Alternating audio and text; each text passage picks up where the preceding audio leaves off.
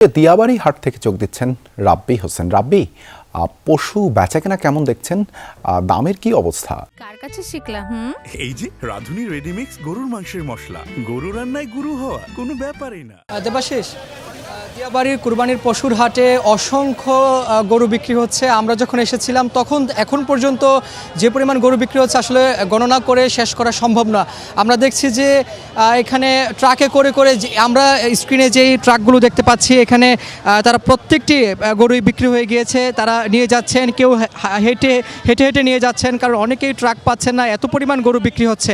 দামের কথা যদি বলি, যারা ক্রেতা রয়েছেন তারা বলছেন যে তাদের হাতের নাগালেই দামটি রয়েছে আজকের এই বাজারে, অর্থাৎ দিয়াবাড়ি বাজারে। পাশাপাশি এখানে যারা বিক্রেতা রয়েছেন তারাও বলছেন যে তারা যে গরুগুলো নিয়ে এসেছেন তাদের যে দাম ছিল বৃষ্টির কারণে, আর যেহেতু সময় বাকি নেই, কিছুটা তারা দাম ছেড়েছেন। অর্থাৎ সকালে যে পরিমাণ দাম ছিল সেই দাম থেকে বিকেলে কিছুটা দাম কমই আমরা লক্ষ্য করেছি। এখানে প্রত্যেক আসলে মিনিট না সেকেন্ড হিসাব করতে হবে, যে প্রত্যেক সেকেন্ডে আমরা দেখছি যে একটি দুটি করে করে গরু আসলে এখান থেকে বের হয়ে যাচ্ছে, ক্রেতারা কিনছেন। আমরা এখানে দেখছি যে বিশেষ করে এখানে যদি বলি যে বিক্রেতারা বলছিলেন যে গতকালকে যে গরুটির দাম বলেছিল 1 লাখ, সেটি তারা বিক্রি করছেন আজকে 90,000, 85,000, 95,000 এরকম করে, অর্থাৎ 5-10 হাজার টাকা করে করে তারা আজকে কমেই ছেড়ে দিচ্ছেন। তারা বলছেন যে লাভ হচ্ছে, তবে লাভের সংখ্যাটা কিছুটা কমেই তারা আজকে ছাড়ছেন, কারণ আগামীকালকেই সবচেয়ে বেশি, এবং আজকে এবং আগামীকালকে এই দুদিন সবচেয়ে বেশি গরু বেচা বিক্রি হবে। এবং এই দিয়াবাড়ি হাটটি যেহেতু অনেক বড় আয়তনে এই হাটের অংশটি, এখানে গাড়িও ঢুকছে না, বিশেষ করে যে ট্রাকগুলো রয়েছে সেগুলো এখনও অনেক ট্রাকে আমরা গরু ঢুকতে দেখছি, এবং পাশাপাশি ট্রাকে করে গরু কিনে নিয়ে যাচ্ছেন, অনেকে হাঁটিয়ে নিয়ে যাচ্ছেন, কারণ তারা ট্রাকও এখান থেকে পাচ্ছেন না।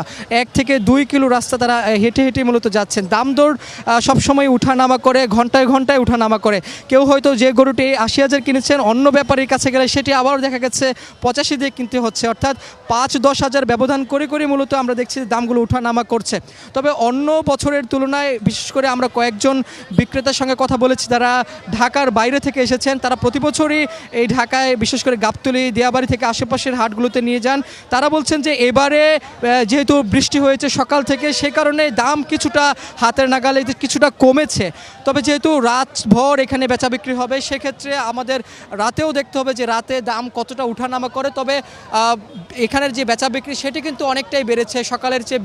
বিকেলের পর এখন সন্ধ্যা হয়ে গিয়েছে, বেচা বিক্রি প্রতিনিয়তই বাড়ছে। এখন সরবরাহ যদি বলি, সরবরাহ প্রচুর রয়েছে এই হাটে, এবং পাশাপাশি বিক্রিও বেশি। ধন্যবাদ রাব্বি যুক্ত হওয়ার জন্য।